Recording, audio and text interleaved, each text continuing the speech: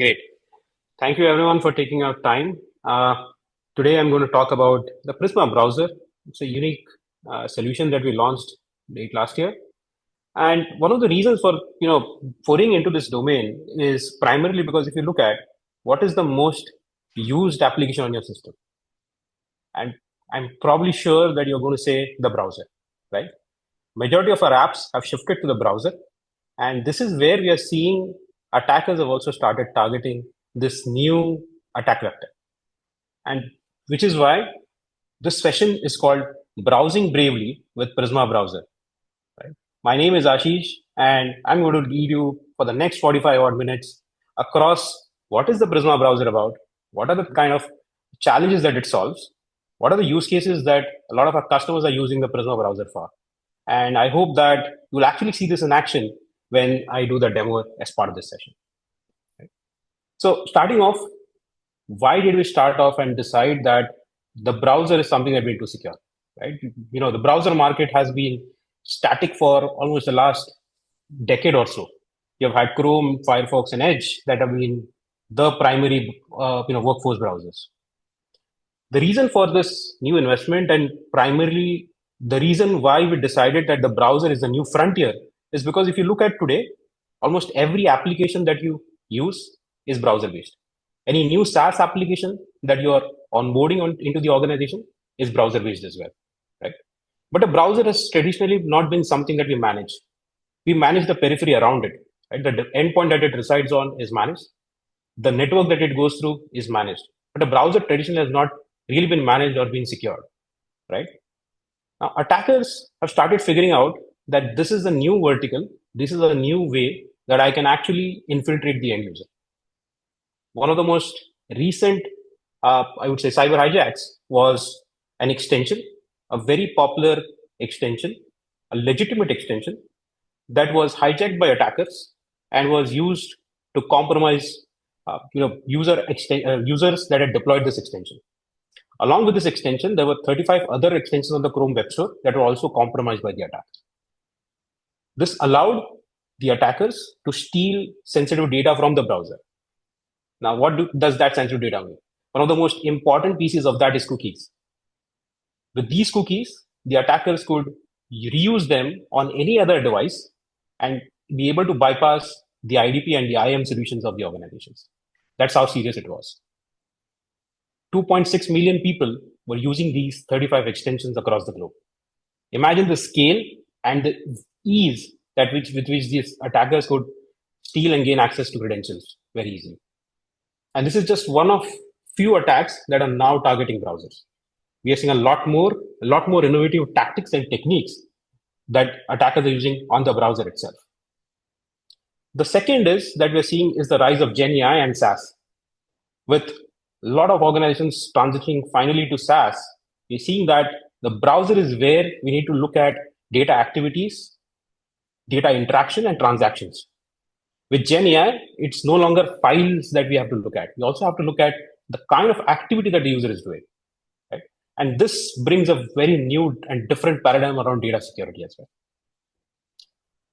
Finally, from a user side, we're seeing that a lot of organizations have adopted SASE and other secure solutions to secure their end users.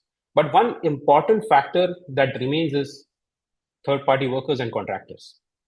Typically, to secure those, we deploy managed devices or VDI solutions. The challenge is these are still an operational overhead.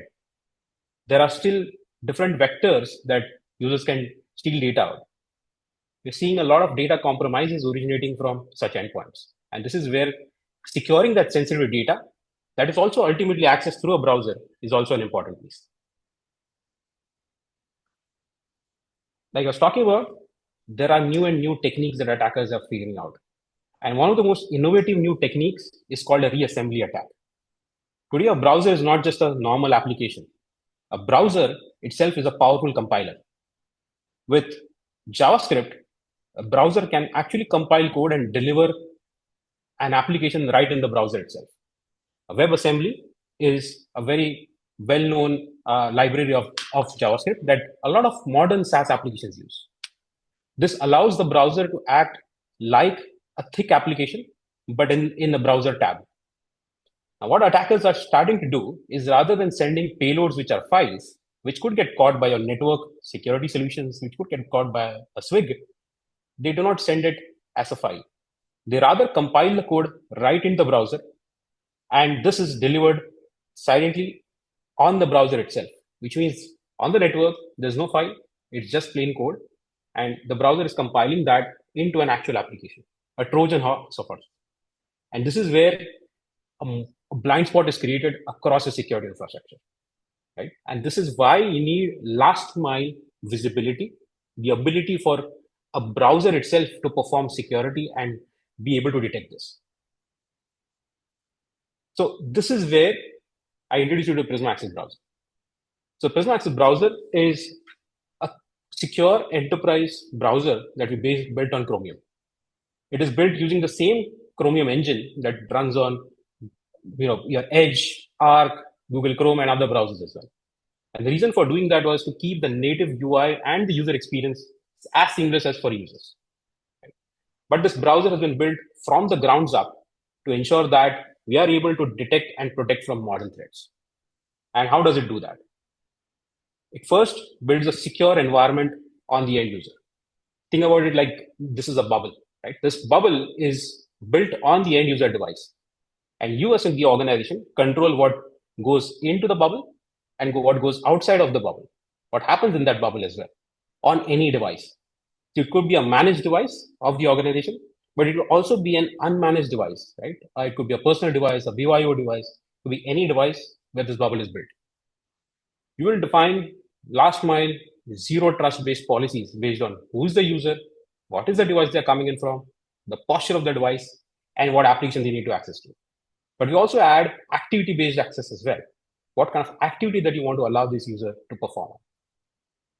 We also make it easy for the end user by building end user coaching right into the browser. So you can coach users into the right behaviors. For example, a lot of organizations are exploring how they can enable their users to use GenAI and adopt GenAI. But the way that people can interact with GenAI, it's very difficult to enforce what kind of prompts they might be putting into the application. With end user coaching built into the browser, we can actually guide users around what could be the right things that they should be using inside GenAI applications and what things they should not be putting in. And just one of the examples. Now, the browser can access web-based SaaS and internet applications, but it can also access private applications that you host in a data center without a VPN agent. So the browser itself has the capability to access private applications on your data center, ensuring that you can provide zero trust network access right to the browser itself. And this is available on all of your desktop operating systems, Windows, Mac, Linux, but also on mobile operating systems as well. So you can deploy this on iOS, on Android, for mobile workers that need access to your applications, which could be private as well. By 2030, Gartner estimates that the browser is going to become the core platform where you enforce security controls and also ensure that users are productive, right? Bringing in the productivity tools that they need. So ultimately, what's the end state with a secure browser? The Prisma browser allows you to secure work on any device, be it a managed device or an unmanaged device. You isolate your enterprise applications. You ensure that they are approved and they only work in the enterprise browser, where you define what are the security controls, what are the data activities that a user is authorized to. The browser has built-in zero-day threat protection. It also has built-in advanced web protection to protect from reassembly and modern attacks that target the browser. So on any device, a secure workspace that a user can use and perform their enterprise work in. The browser also provides you visibility into all GenAI, SaaS, and web applications that users are using. This allows you to discover what is being used and then apply controls. The browser also provides evidences and forensic evidence capabilities to allow data investigations to be performed. Finally, it is very easy to deploy the browser, very easy for users to get started on the browser. It's just a browser that they can deploy by themselves. Compare this to deploying a VDI instance or provisioning a managed device that might take days for the user to reach the device, this is a far easier and better way to actually onboard users. And we're seeing wherever customers have adopted the Prisma browser, a great feedback from those users around how they can easily access the applications and the ability for it to be much more productive in their daily work. The Prisma browser is backed by Palo Alto's Precision AI. So Palo Alto has one of the largest threat intelligence databases across the globe for any cybersecurity company. We see up to 5 billion new events across exploits, across malicious URLs, and all of that intelligence is actually fed into the Prisma browser. This brings you the network effect of patient zero protection anywhere, right at the edge, right at the last mile. Think about applications that you're not decrypting on the network. Maybe because of performance reasons, maybe because the application doesn't support network decryption. You can ensure that any threat that is delivered to the last mile on the browser, even though the application is not decrypted on the network, can still be inspected and the user can still be protected from that. This is because the Prisma browser sees everything and applies security at the rendering stage, right, as it loads in the browser. And what can you use the browser for? And a lot of our customers, especially in the financial services space, are actually using it for enabling independent workers, be it call center employees, be it the third-party sales field staff, allows them to quickly onboard users, enforce security and access to the applications, and allow the user to use any device to get the work done.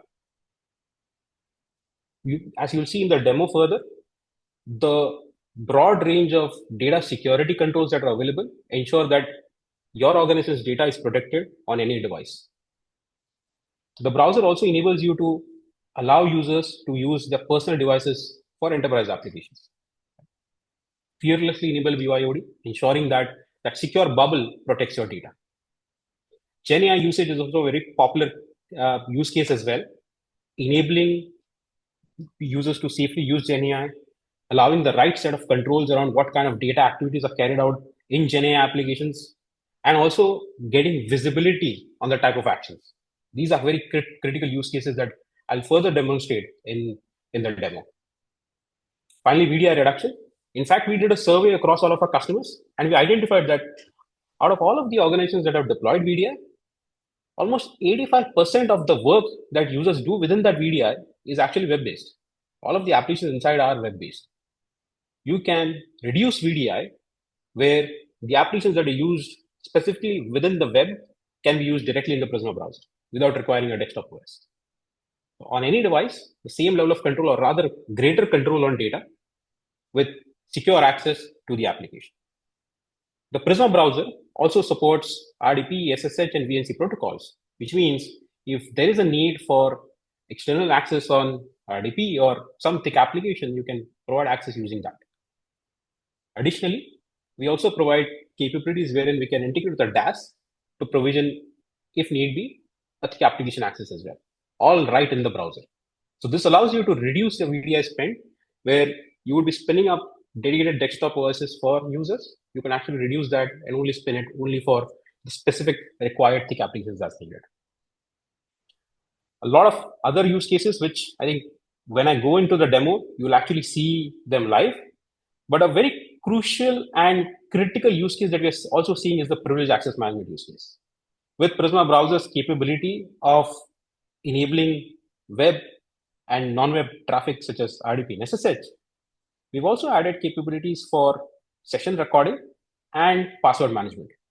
This allows you to deploy the browser as a web PAM, providing just-in-time secure access to your critical resources for vendors, or it could be your own employees that need access to those outside the office or from non-corporate devices. So how does it do that?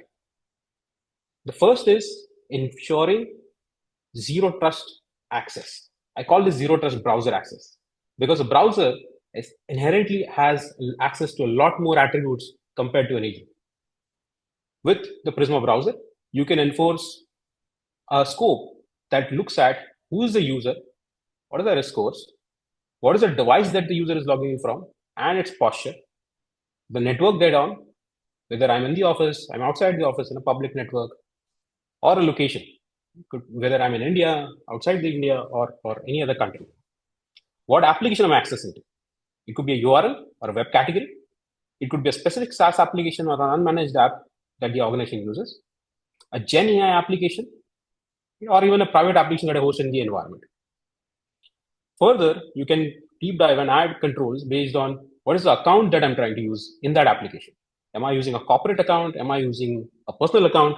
Basis of which you derive context. And basis of that context, you apply data-based and activity-based policies. You're seeing a few examples on the screen right now, and these are some of our most popular controls. The ability for us to apply masking on any web page, on any application within minutes. If users need to access sensitive information for business use, but you also need to ensure that data is protected, you can apply data activity-based controls that you see here. These include masking, screen sharing protection, and also users where you can restrict print and screenshots and other controls. Finally, the browser allows you to shine a light into browser activity, something that is very crucial into this time. For example, a lot of you are probably having EDRs and XDRs that are sticking information across your endpoint and your network. But one of the most crucial aspects is what happens in the most used process. Right? For example, in a browser, who did the activity? Was it the user? Was it an extension? Was it a redirected ad on the web page that performed that activity? And now with Gen AI extensions, was it an AI agent that performed it in the browser? You need that visibility. And the timeline view allows you to discover that within the browser. You can see entire web activity chain of how did arrive at that particular incident, what kind of SaaS was accessed, what data activity happened in the browser, and as well as the ability for us to capture forensic evidence for analysis if need be. So this allows you to shine a light into the user's web activity and identify that if there is an activity that is observed as malicious or suspicious, and actually see what is the origination of it. So with that, this is more of a visual solution. So I prefer to demonstrate this rather than actually talk about it in more slides. So let's do that. Let's jump to the demo. Now for the demo, what I'm going to do is I'm going to close all my browser windows and start from scratch. But one important factor that you want to look at is all of this demo will be performed with my agent turned off, right? So I'm on the wild internet. All of the activities that you're going to see will be performed and enforced by the Prisma browser only. So this is the Prisma browser. It is essentially an enterprise browser. And when I launch it, I can choose one of the many profiles that I can access. Right? The browser is multi-profile, enables you to deploy with it. For example, group companies could have their own profiles. If users are working on, let's say, vendors, they could work on the internal corporate profile, and they could also work on the customer profile as well. When I create a profile, I authenticate to the browser. This authentication is essentially to your IDP. And the IDP recognizes who the user is. In my case, it has already recognized that I'm Ashish Charkhe. I'm already logged in. Now, the second thing that it does after the authentication is device posture. Now, in this case, I've purposely failed this particular check to demonstrate the capabilities. For example, I can perform various checks, which include things like, is my endpoint protection in line with the corporate requirements, right? Am I using Palo Alto's XDR, or am I using CrowdStrike? I could define all of those endpoint protection requirements. But I could also be a lot more granular. I could decide whether the device is managed or unmanaged. I could also say whether the operating system integrity is maintained. Right? If I'm giving access to an unmanaged device, I'm much more concerned whether the device has been tampered with. So you can actually define checks to understand whether the integrity of the device is there, the checksum is correct before you give access. You could also lock down access to the specific serial number of the device, saying that Ashish has to always log in from this serial number, and only then he can access the application. Nowhere else. By this time, you also noticed this little logo here. So this browser is customizable. you're not giving a Palo Alto Networks browser to your end users. You're giving the organization's corporate enterprise browser. So they are working in the organization's browser. And that is key because the users can now visually differentiate, hey, this is corporate and this is where I need to perform my work. Let me proceed. Now, you could restrict my access there. In my case, I've given differential access. So even with my positive feeling, I could still access certain critical resources. The next is step up MFA, the ability for the browser to perform additional MFA apart from what the IDP does. It could be as simple as a pin that I'm showing here on the screen, but also a passkey, a YubiKey, or also another IDP multi-factor authentication if need be. So let me go ahead and use my pin to log in. When I log in, I'm presented with my homepage. This homepage is essentially customized based on the user's role and access. So all the things that I see on the screen, all the applications, these are provisioned based on my role within the organization. Each user will see different shortcuts based on what they're allowed to access and on a need-to-know basis. The very first time that the user actually downloads and uses the browser, they will see this getting started wizard that you can customize and provide instructions to. The idea is to make it much more user-friendly and reduce IT involvement in deploying the browser. So the wizard guides the user into importing their existing bookmarks and settings. Again, a browser is like a home. We have all made bookmarks, we've all made tab groups, etc. And asking a user to change it overnight is like asking them to change their home. So by enabling them to import everything from their existing browser, including the open tabs and windows, it allows a very seamless transition. We at Palo Alto made this transition overnight across all of our employees just using the import capabilities. And then guides the user around the type of visibility and the notifications that the browser might prompt them. Let's see that in action. So for this demo, what I'm going to do is we'll start off with the data activities and the capabilities that the browser can do. Now to demonstrate the data controls, I'm going to use an internet-based website. The reason for using this is because I want to ensure that there is no foul play, right? We are not modifying the application anyway. So I'm going to take an internet-based website called DLP test. And over here, we have enforced some data controls enforced by the browser. So in DLP test, when I go to sample data, this is where the data controls will kick in. You're seeing some of those visually. The first is the watermark. So on any page or on any website application, you can enforce a watermarking. With watermarking, you can show the user's username and the timestamp of that particular time period. This is a deterrent control, deters users from taking photographs or trying to take screenshots. But very determined users will obviously, somebody with malicious intent or a malicious insider will still try to perform those kind of things. And this is where data masking comes into play. With the data masking capability, you can mask specific sensitive fields with out-of-the-box patterns that we ship. You can also create custom patterns based on your business needs. In this case, I've masked the credit card number. This user is a call center user. Their job is to call up the customers and try to upsell them to buy an insurance book.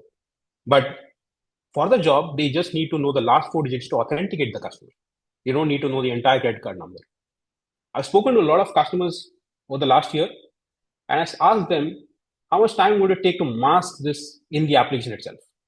And often the time duration ranged from a couple of months to 6, right? Just to mask within an application. With the Prisma browser, you can do it in minutes. Just define a policy, define the number, the regex, and that's it. So we have out-of-box patterns that you can use and choose for this. Next, the social security number is also something that is confidential and something that has to be protected. But in this case, there's a business reason that I need to see it. So I'm able to see this here. However, I want to ensure that I'm protecting somebody from taking this out of the browser's control. So let me go ahead and copy this. And I'm going to use an application on my desktop, Notes application, and try to paste it outside the browser boundary. When I try to paste it outside the browser boundary, remember the bubble concept? We have applied a policy which says, hey, you're not allowed to take this data outside of the bubble, right? So which is why this is blocked. If I try to use it within the browser, let's say to an unauthorized application like ChatGPT. So this is not a business application. I go ahead and try to paste it here. It's blocked, right? So even within the browser, I can have micro bubbles which say that, hey, if this is not a business application, do not allow pasting, right? Now, let me go and log into a business application like Salesforce. Uh, and while I'm logging in, you're seeing another capability here. This is the inbuilt password manager functionality. The inbuilt password manager functionality securely stores user credentials. This also allows you to share credentials securely within the organization without the user actually knowing the credential at all, which we call a zero password knowledge.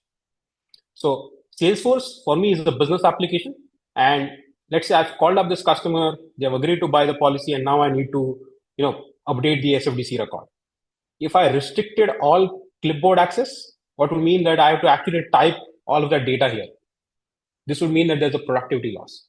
So what we can do in the browser is we can build a micro bubble which says that DLP test page, this report page, and this Salesforce are all part of the same bubble and are approved applications or business applications. So I can take data from one business application and be able to paste it into the other business application, allowing the user to perform their work. But the moment they try to do something unauthorized, like pasting into an unauthorized application, it is restricted. Right? So enabling the user to be proactive, but also ensuring that we are safeguarding and protecting data. We'll come back to ChatGPT in a moment. Let's look at another popular avenue. A lot of customers said one of the most popular avenues for data exfiltration has been screen sharing and screenshots. Right? So people joining Teams calls, sharing the screen, and the remote person starts taking screenshots of sensitive data. I went to GitHub. GitHub is again another business application which is very sensitive for me in the organization. This is where I can apply something called a screen sharing protection. With screen sharing protection enabled, that application cannot be transmitted, cannot be seen or shared on a remote meeting, or cannot be taken a screenshot of. I could also try to use a third-party video recorder. You'll have the same exact effect. Now I'm on a Mac, so the Mac OS restricts us from putting something, but on Windows, you'll actually see a nice graphic which says screen sharing is blocked, something similar to this. Right? So preventing sensitive applications from being shared, whereas my regular work continues in the other tabs. The screen sharing protection can be applied on an application level. It can also be applied based on if I see certain data patterns or if I see certain data that is there on the screen which is sensitive, then it will automatically go ahead and apply screen sharing. So the policy can be configured in both ways. Now, coming back to ELP test, the next typical question is around what about files? People need to interact with files. They need to be working on those files. Let's look at that. So let me download this Excel file here. Now, if I'm working on an unmanaged device, you probably don't want to leave the file on the device itself, right? So this is a very cool capability that we introduced. It automatically saves the download in the user's OneDrive or Google Drive account. So in the company OneDrive or the company Google Drive account that you connect to Prisma browser, it will automatically get saved. So it informs me, hey, even though you're downloading it, the organization restricts downloads on your device. They will be saved onto the company cloud. So I say, got it, save to company cloud. So when it saves it, I have an easy cloud button here in the download. When I click on it, it will automatically redirect me to my OneDrive, which is the corporate OneDrive, and I can work on the file within this browser boundary, this browser wall. You can define this control based on the device type I'm on. If I'm on a managed device, you can allow me to have downloads. If I'm on an unmanaged device, you can say, hey, you're not allowed to download. All of your downloads go and work in the browser boundary only, which is on the SaaS and the cloud. Right? For certain cases where you do want to allow the file to be downloaded, you can also choose the file to be encrypted so that the file only works in the browser. Right? So that's another choice that you can also do. Now let's talk about GenAI. And for that, I'm going to use this little SSN. So 514.14.8905. This is the second SSN. And let me go back to ChatGPT. So the most common way of interacting with a GenAI application, especially the conversational assistants, is typing. Right? I interact, I put in a prompt. What if I put in a sensitive prompt? For example, I'd have 514.14.8905. That's the SSN that was there on the different screen. The moment it detected that this is sensitive data and it matches a data pattern, it automatically removes it. So this is not just masking, this is actually redaction. Even if I send it to ChatGPT in the prompt, it does not see the actual prompt. It has removed it in the screen. Now, before I move forward, I want you to look at this little omnibox. You see this little dot? We'll come to this in the later stage, but remember that I showed you this little dot, right? So apart from your traditional data patterns, you can also apply keyword-based protection using a data dictionary. For example, I also don't want people to be typing prompts which are illegal or illicit in nature. Like for example, how to make a gun, right? Automatically blocked. If I send this, block. Similarly, you can build word lists which include banned words or banned keywords that you do not want users to interact with. That's something that you can leverage and use. And also, you can also approve certain interactions. But for example, are they allowed to upload files? Are they allowed to perform certain activity within the generative application? Now, coming back here, one of the other important capabilities is out of all of this, you cannot just start blocking, right? Because that will lead to a bad user experience initially. So we allow you to enable and coach users before they perform certain activity, right? And some of these I'll show you and walk you through now. One of them is, for example, let's say I want to restrict print. Instead of directly blocking, I could do request access. Let's use a different one. For example, let me go ahead and say YouTube, because I probably have changed policy on that. So this is request-based access. So with request-based access, I can, rather than allowing or blocking direct access, I could choose to give the user the rights to view or not view, right? So I could ask them, hey, request permission before you gain access. I could say, hey, I need a one-time bypass for work, send the permission request. And what happens is the administrator on the console gets this request and they can choose to approve or deny it. Via API, we can also integrate with your ServiceNow or other help desk tools and then use that flow for approving or denying the request. So what I'll do is I'll log into the console and we'll see the flow of this particular piece on approvals. So the Starter Cloud Manager is the unified management console from Palo Alto Networks that manages your entire estate. It could be your next-gen firewalls, it could be SD-WAN, SASE, as well as the Prisma browser, right? So you could have role-based access, ensuring that people have access to managing the browser, also viewing the events, and approving access as well. Now, in this case, I could be an approval administrator, and I could decide, hey, whether I want to give access to the user at a specific point in time, do I want to give them access to or deny access as well, right? So all of that, those decisions can be taken via the approval or just-in-time access capability within the Prisma browser. So I go here, I see requests on the left-hand side, and I see this request coming in from, hey, this is Ashish. Ashish is trying to access YouTube. Do I wish to approve it or decline it, right? I can see certain data around it. If Ashish has provided a reason, I'll also see why he wants access.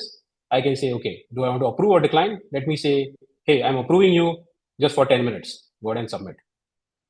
No need to change the policy. No changing anything on the end user side. What will happen is the browser keeps polling for whether the approval has been processed. Like in this case, it has said, hey, permission request is approved. You can go ahead and continue. And then it allows me to go ahead and surf on YouTube, right? So just in time, simple, easy access to allow users to perform their work. You can also perform this on any data activity as well, file download with a copy paste, or even on ChatGPT as well, when the users are being typing on, right? Finally, last control before we actually talk about the next stage. This is account control. For example, you have corporate applications. You can enforce users to use only corporate logins. For example, if I try to log in with a Gmail ID on this, it will not allow me to log in. So the important part is on any website which has a login, you can enforce this control. It's not limited to a set of applications. It's not limited to specific IDs that we know. Anything, any web page which has a login, you can enforce specific enterprise login controls. Right? Now, typically at this point, I get questions around, This is all fine, but how do I ensure that people only use this browser to access the application? Right? Because it's a browser-based application, I can enable and users can access it on from any browser wherever they have credentials to. So let's see that in action. So I will open a new tab here, and I'll also have my friend Chrome up here side by side. First, let's access a SaaS application. I'm going to use a popular SaaS application, outlook.office.com.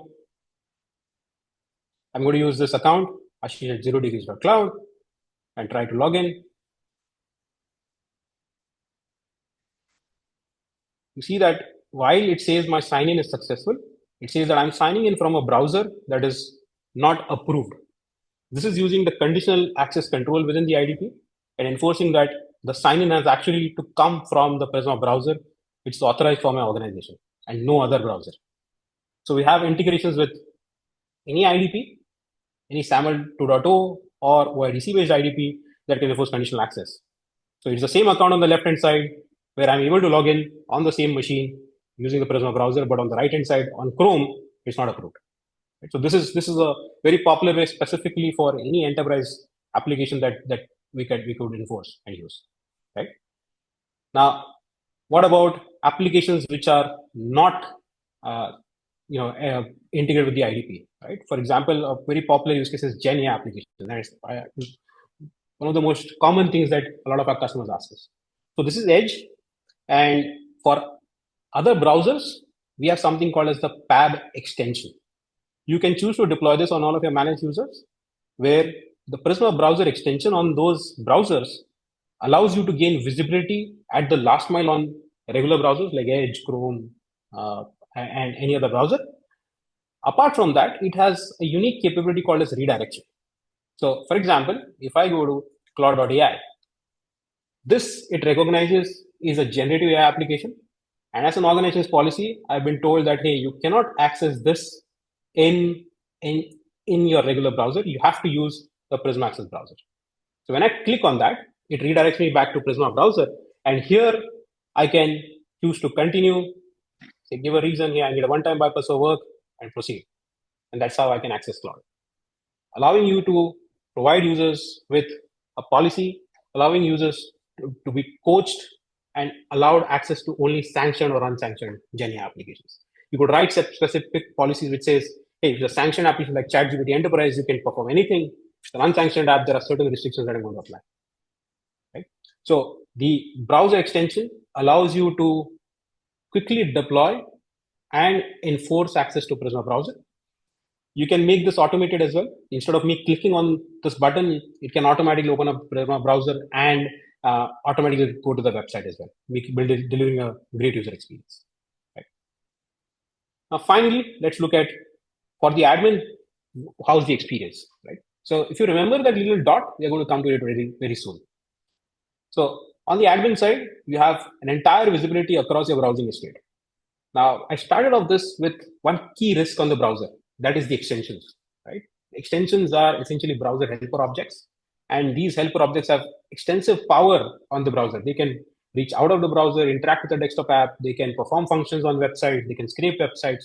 So they have a lot of risk within the organization. So how do you safely enable extensions? The first is visibility. Using the browser and the browser extension, you can have visibility across all of the extensions that are deployed in your entire estate across browsers. So we provide you with visibility around what all extensions are deployed, how many users and devices are using it, what permissions and extensions has, and the versions. For example, the extension breach I talked about earlier, there was a very specific version impacted. You can quickly drill down and identify which is the version that is running across my environment and which users have that, right, to perform triaging, etc. We also provide visibility on the permissions and the risk score for an extension ranked based on the access and permissions that it has on the browser, plus the likelihood of that extension being compromised because it has open APIs or uses components that could be easily hijacked.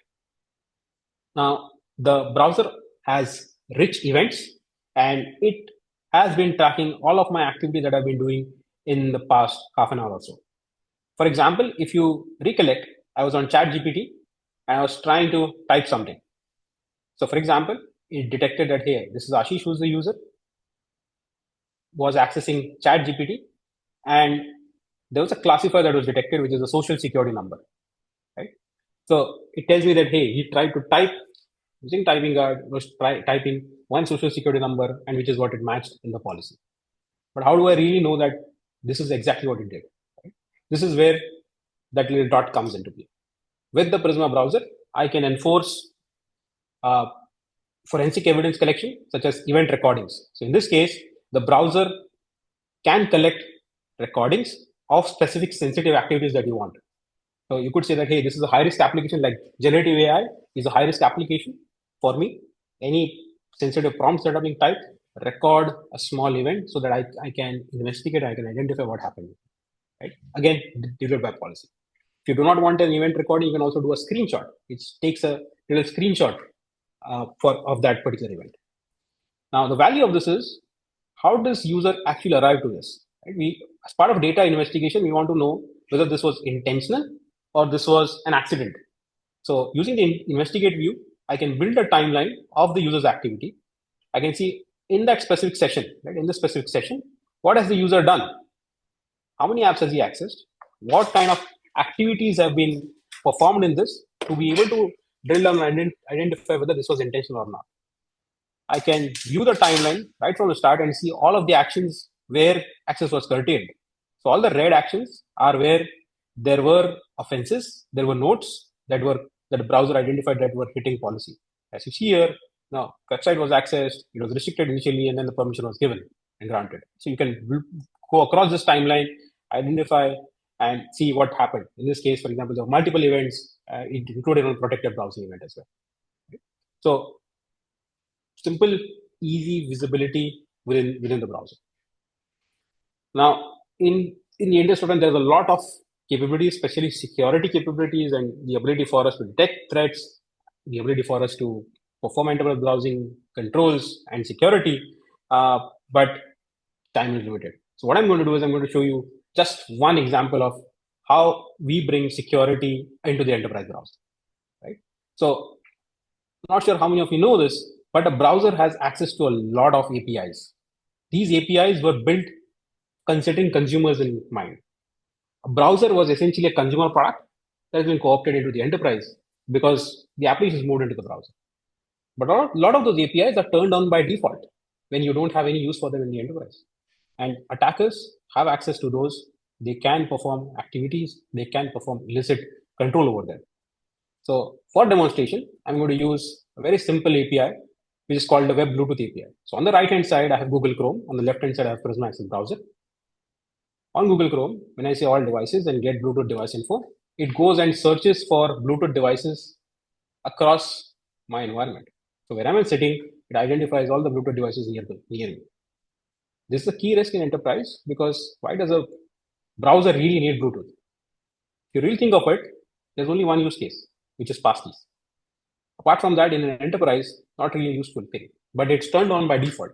And there are a lot of these APIs that are turned on by default that the Prisma Access browser reduces and blocks access to. And you can only explicitly allow access if you need that. This allows you to reduce your attack surface, the surface that attackers can try to hijack and try to compromise on the browser. You can reduce your attack surface, reduce visibility for the attacker, to ensure that the organization is defended against this. So that's it. I think we can, in further sessions, be able to deep dive a lot more and differentiate around what kind of threat activity and controls the browser brings in. But I think now I can take up the questions.